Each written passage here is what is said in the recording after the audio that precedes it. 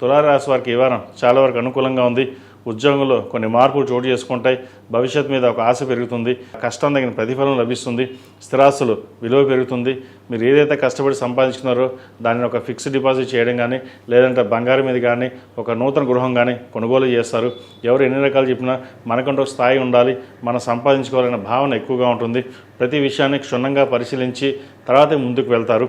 తృతీయ షష్టమాధిపతి అయిన గురువు భాగ్యస్థానంలో బలంగానే ఉన్నారు.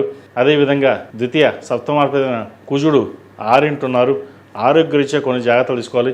శత్రువులు అధికంగా ఉంటారు. మన పక్కనున్న వాళ్ళే మన మిత్రులు కావచ్చు, చుట్టాలు కావచ్చు, ఎవరైనా సరే శత్రువులుగా మారే అవకాశం ఉంది. ఎవరు మంచి వాళ్ళు ఎవరు చెడ్డ వాళ్ళో తెలియని పరిస్థితి గోచరిస్తుంది. అందరూ మన వాళ్ళే కదా అని చెప్పేసి మన వాళ్ళు ఇన్వెస్ట్మెంట్ చేయడం లేదా హెల్ప్ చేయడం ఇటువంటివి జరుగుతుంటాయి.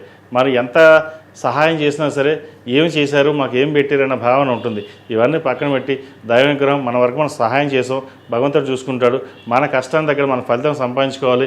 ఉద్యోగం కానీ వ్యాపారం కానీ చక్కగా చేసుకుపోవాలి. మిగతా ఏవి అవసరం మనకు సంబంధం లేదు.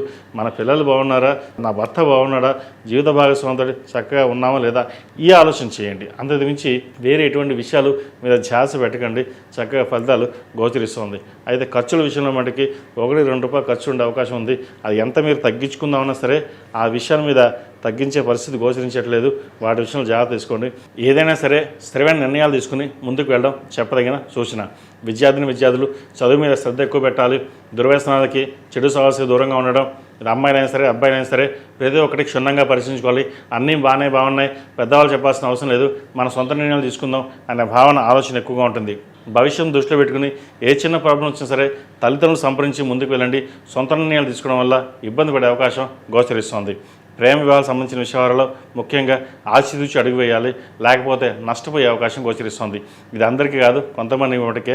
బట్ ఏదైనా సరే ప్రేమ వివాహాలకు సంబంధించిన విషయాలలో జాగ్రత్తలు తీసుకోవడం చెప్పదగింది. ఈ రాష్ట్రంలో జన్మించిన వారు ప్రతిరోజు ప్రతినిత్యం దక్షిణామూర్తి స్తోత్రం పఠించడం, అదేవిధంగా సుబ్రహ్మణ్య స్వామి అష్టకం పఠించడం చెప్పదగిన సూచన. మంగళవారం నాడు, శుక్రవారం నాడు అమ్మవారికి కుబేర కుంకుమతోటి, ఆరారు కుంకుమతోటి చక్కగా కుంకుమార్చన చేసినట్టయితే మరిన్ని మంచి ఫలితాలు సంప్రాప్తిస్తాయి. పౌర్ణమి నాడు సత్యనారాయణ వ్రతం చేసుకోవడం చెప్పదగిన సూచన. ఈ రాశిలో జన్మించిన వారికి కలిసి వచ్చే సంఖ్య 9, కలిసి వచ్చే రంగు స్కై బ్లూ.